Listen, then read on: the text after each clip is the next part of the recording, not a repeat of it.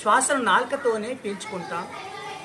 అలా ఎంతసేపు అయితే అంత పీల్చుకోగలిగినంతసేపు పీల్చుకొని కుంభకం చేస్తాం. అంటే శ్వాసని నిలుపగలగాలి, ఆపగలిగినంతసేపు ఆపాలి. ఆపలేని అనుకున్నప్పుడు శ్వాస నెమ్మది నాసిక ద్వారా, ముక్కు ద్వారా బయటికి వదిలేస్తాం.